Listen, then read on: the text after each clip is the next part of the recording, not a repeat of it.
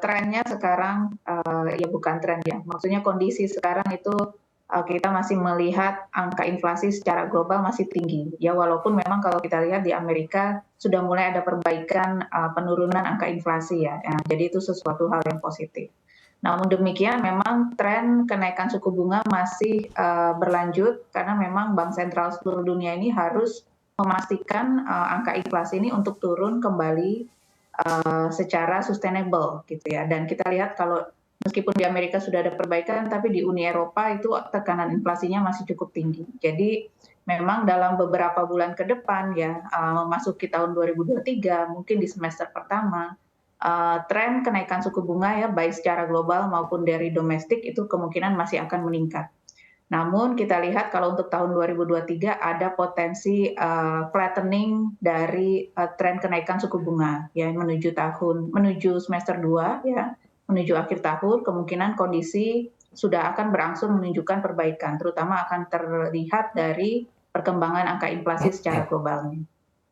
Baik, jadi ekspektasi Anda di RDG besok ini Bank Indonesia akan mengambil kebijakan seperti apa?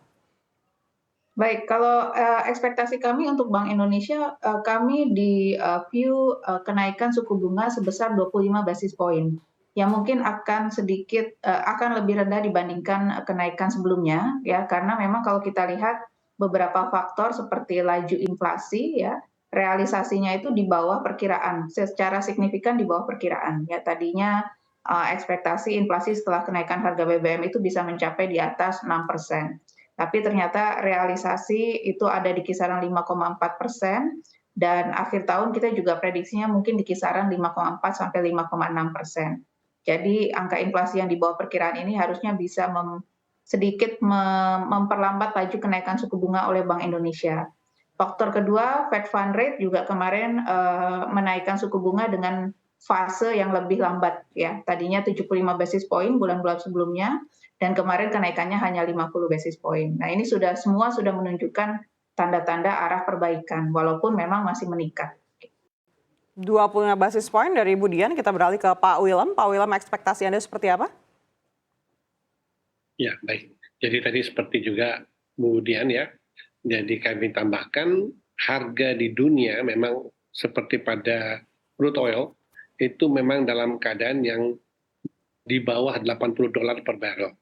Nah, ini tentu akan mempengaruhi inflasi di tingkat dunia.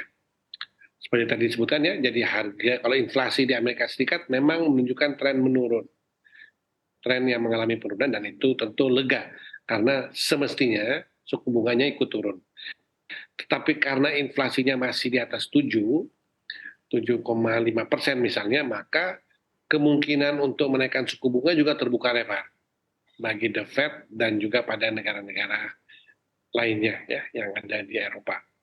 Jadi melihat kedua keadaan tersebut, di satu pihak sebetulnya harga dunia crude oil price itu sedang menunjukkan penurunan atau bahkan stable di bawah 80, 78 sampai $80 per barrel.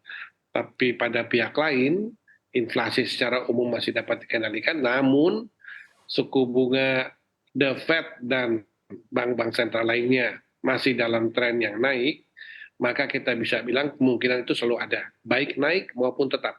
Tetapi kelihatannya dilihat dari perkembangan difference suku bunga real kita dengan Amerika Serikat, maka kalau mereka menaik, memang kita dalam posisi juga akan mengalami kenaikan.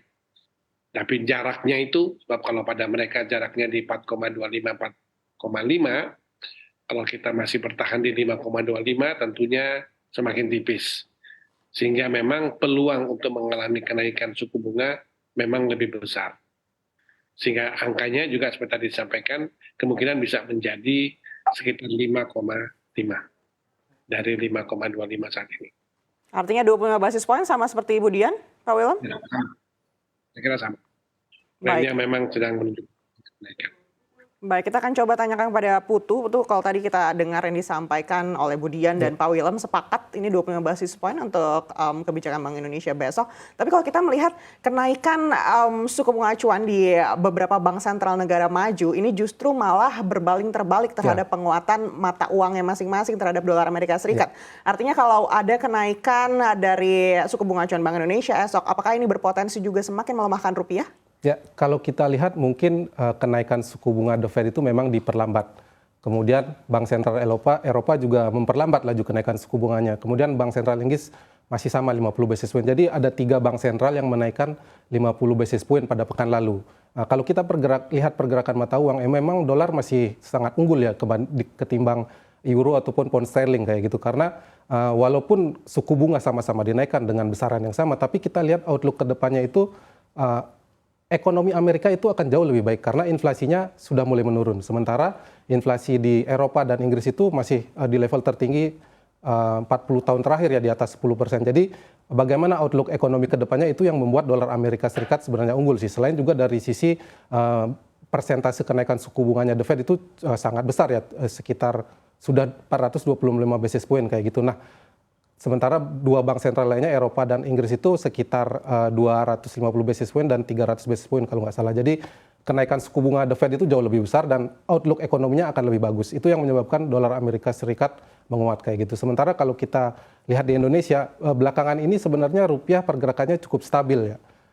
Salah satu penyebabnya adalah capital inflow yang mulai masuk ke pasar obligasi. Jadi ketika BI sudah mulai menaikkan suku bunga, sejak November itu arah outflow dari aliran modal asing itu udah berbalik ke Indonesia. Jadi kita lihat di sepanjang November hingga ke 16 Desember itu ada inflow di pasar obligasi sekitar 46 triliun. Itu angka yang cukup besar. Jadi itu yang menyebabkan rupiah bisa lebih stabil belakangan ini. Nah,